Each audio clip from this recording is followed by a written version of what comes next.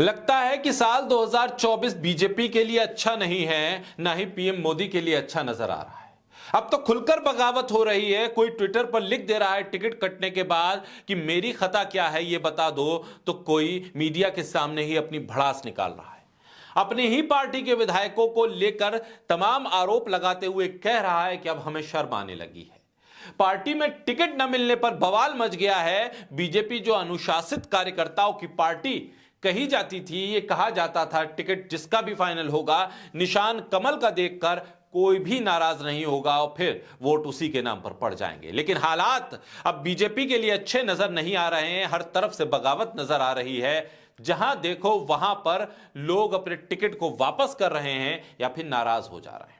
जी हां, भोपाल में लोकसभा सीट को लेकर जो टिकट कटा उसके बाद बवाल मच गया है। प्रज्ञा सिंह ठाकुर बीजेपी के टिकट को हासिल नहीं करने की अपनी भड़ास को मीडिया पर निकाल रही हैं और फिर बीजेपी में नहीं रहने की बात तक कह दे रही हैं। बोलता हिंदुस्तान पर मैं हूं आपके साथ मिर्जा शाकिर अली बेग। भोपाल लोकसभा से टिकट कटने के बाद अपने दिए गए बयानों को तोड़ मरोड़ कर चलाने पर मीडिया पर भड़क गई प्रज्ञा सिंह ठाकुर। मीडिया पर लगाया विवादित घोषित करने का आरोप। कहा कि आप लोगों की वजह से मैं विवादित घोषित हो गई। मेरे बयानों को आपने इस तरह से चलाया कि पीएम मोदी मुझसे नाराज हो गए। उन्होंने कहा कि अब नहीं करूंगी मैं मीडिया से बात। उन्होंने आरोप लगाया कि मीडिया उनके बयानों को तोड़ मरोड़ कर चलाता है, साथ ही उन्हें बदनाम करने का काम भी करता है। उन्होंने कहा कि वो कुछ बोलती हैं और मीडिया अपनी टीआरपी के लिए उसे गलत तरीके से चला देता है।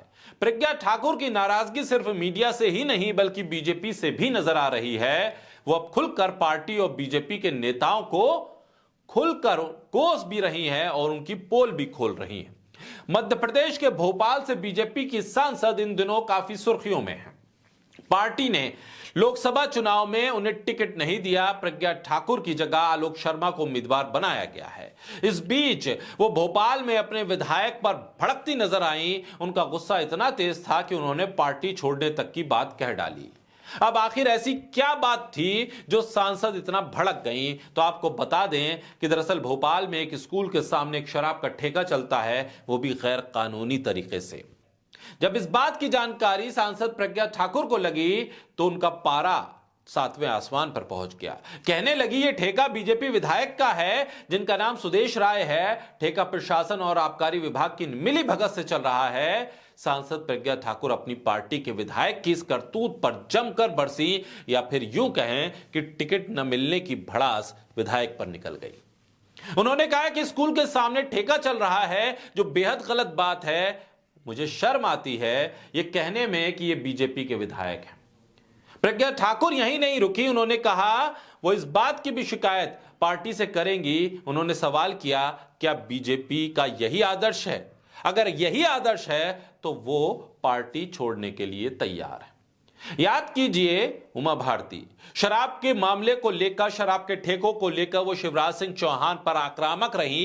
खुद उठाकर पत्थर उन्होंने शराब के ठेकों पर चला दिए थे। हुआ क्या? पार्टी ने दरकिनार कर दिया, लिहाजा वो अब अज्ञातवास में पहुंच गई हैं। प्रज्ञा अपने बयानों को लेकर अब सुर्खियों में है।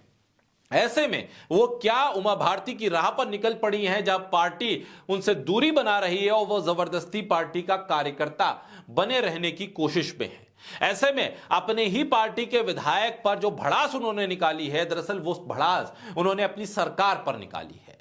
वो भड़ास उन्होंने प्रधानमंत्री मोदी के निर्णय पर निकाली है। वो भड़ास उन्होंने जेपी नड्डा की लगी मोहर पर निकाली है। दरअसल टिकट न मिलने का आक्रोश है उनके भीतर और तमाम आलोचनाओं का सामना करने वाली प्रज्ञा ठाकुर अब लोकसभा चुनाव नहीं लड़ पाएंगी, क्योंकि कभी महात्मा गांधी के हत्यारे नाथूराम गोडसे को देशभक्त बता चुकी हैं और कभी किसी तरह से छुरी चाकू रखने का बयान भी दे चुकी हैं। ऐसे में कई बार पार्टी की फजियत और पार्टी को संकट में खड़ा करने वाली प्रज्ञा ठाकुर से अब गृह मंत्री अमित शाह से लेकर प्रधानमंत्री मोदी और जेपी नड्डा सभी ने हाथ जोड़ लिए हैं कि बस अब बहुत हुआ, आपको टिकट नहीं दिया, अब आप की राह अलग, हमारी राह अलग। लेकिन लोकसभा चुनाव सर पर है। ऐसे में प्रज्ञा ठाकुर का बयान काफी है बहुत कुछ कहने के लिए। उन्होंने यह भी कह दिया कि प्रधानमंत्री को उनके द्वारा कहे गए कुछ शब्द शायद पसंद नहीं आए, इसलिए टिकट नहीं मिला।